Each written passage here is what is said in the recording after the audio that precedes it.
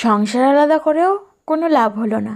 এখনো পর্যন্ত সেই দুটো সংসারের কাজ একাই করতে হচ্ছে। এইবারে মনে হচ্ছে ঘরটাই ছাড়তে হবে।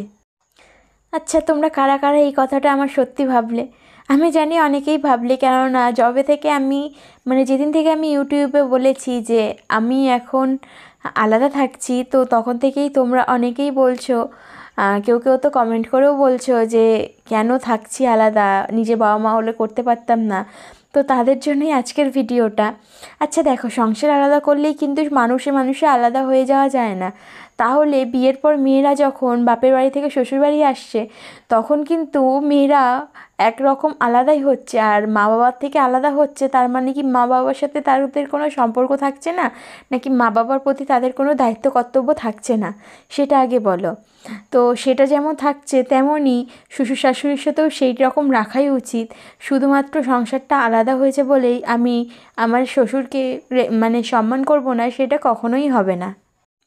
আজকে আমার সকালে রান্না ছিল না। আজকে আমার বর সকালবেলাই কাজে গিয়েছে, ওই ভোরবেলা বলতে গেলে 6টার সময় কাজে গেছে। তো সেই কারণে সকালবেলা আমার রান্নাটা করতে হয়নি। ও নিজে ওখানে ফিস্ট আছে, কোম্পানিতে ফিস্ট আছে, তো রান্না করতে হয়নি।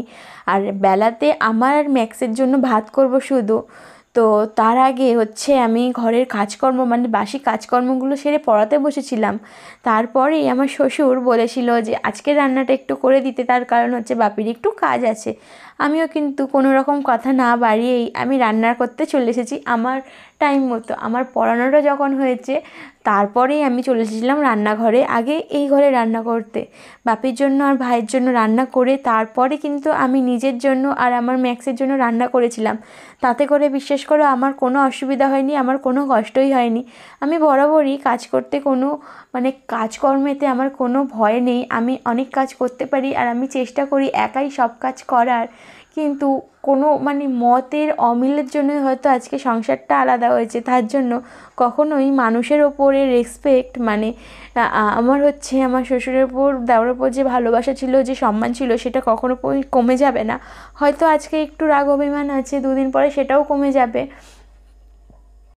তাই জন্যই তাদেরকে বলবো, যারা ভাবছো আমি তাদের ওপর কোনো দায়িত্ব কর্তব্য পালন করছি না, আর সেই ভেবে আমাকে হেট করছো আর কমেন্ট করছো, তাদেরকে বলবো এটা একদমই ভুল। তোমরা এইসব ভাবনা একদমই ভেবো না।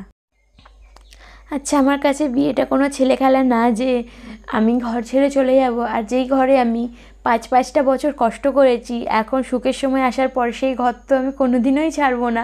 অন্তত যতদিন আমি বেঁচে থাকবো ততদিন তো আমি এই ঘর ছাড়বই না। আর সবথেকে ভালো কথা কোনটা, আমার বর আমাকে খুবই ভালোবাসে, আর ও খুবই সাপোর্ট করে আমাকে সব কিছুতে। তো সেই কারণেই ওকে ছেড়ে যাওয়ার তো কোনো প্রশ্নই ওঠে না। একটা ঘরে থাকতে গেলে থালা বাসন যেমন পাশাপাশি থাকলে ঠোকাঠুকি লাগবেই, তেমন একটা ঘরে 4-5টা মানুষ থাকলে সেই ঘরে ঝগড়া অশান্তি হবেই। তা বলে সেই ঘর ছেড়ে যাওয়াটা একটা বোকামির কথাই। আমি যদি আজকে আমার এই ঘরটা ছেড়ে যাই, তাহলে লসটা কিন্তু আমারই হবে। আমার যে এতদিনের কষ্ট, এতদিনের পরিশ্রম, সেইটা আমার একদম জলে চলে যাবে। কথায় আছে না, পাগলেও নিজের ভালো বোঝে। তো আমি তো পাগল না, আমি একটা সুস্থ সবল মানুষ। আমি তো নিজের ভালোটা অবশ্যই বুঝবো।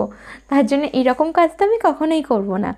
এই যে দেখো, তোমাদের সাথে কথা বলতে বলতেই সব অনেকগুলো কাজ গুছিয়ে নিলাম। আমার কিন্তু নিজের জন্য আর ম্যাক্সের জন্য রান্না করা অলরেডি হয়ে গেছে। তখন বাইরেটা বাপি কাজ করছিল, সেই টাইমটা আমি রান্না বসিয়ে দিয়েছি। আর তারপরে একটু আলু আনা ছিল, আমি আলু এনে রেখেছিলাম, চন্দ্রমুখী আলু, যেটা বাইরে থেকে আনছি। যেই দোকান থেকে আমরা চাল ডাল কিনছি, সেই দোকানে তো চন্দ্রমুখী আলু পাওয়া যাচ্ছে না।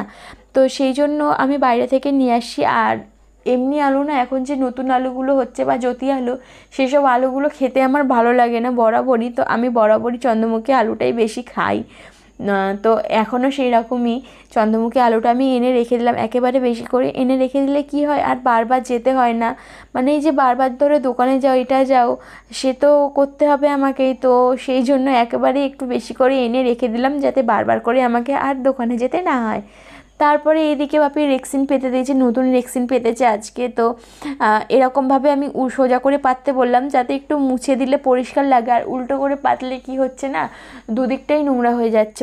ওপর দিকটা তো মোছা যাবে না, ওই দিকটা অন্য একটা রকম মোছা যাবে না, আর এই দিকটা এরকম করে পাতলে এই জায়গাটা রক রক লাগে। তো খুব ভালো, মানে ভালোই লাগছে, খুব একটা খারাপ লাগছে যে তা না।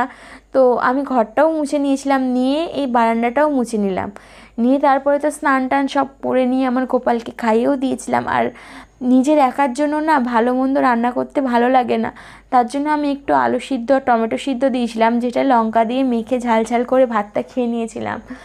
আর এরপরে আর সেরকম কোনো ভিডিও শ্যুট করা হয়নি, তার জন্য আজকের ভিডিওটা আমি এতটাই রাখলাম, আর এখানে ভিডিওটা শেষ করলাম। দেখা হবে কাল নতুন একটা ভিডিওর সাথে। ততক্ষণের জন্য সবাই ভালো থেকো, সুস্থ থেকো। আর যারা এখনও পর্যন্ত আমার চ্যানেলটা সাবস্ক্রাইব করোনি, প্লিজ আমার চ্যানেলটা সাবস্ক্রাইব করে দিও। আর ভিডিওটা ভালো লাগলে অবশ্যই লাইক কমেন্ট ও শেয়ার করে দিও। চলো সবাইকে টাটা, গুড নাইট।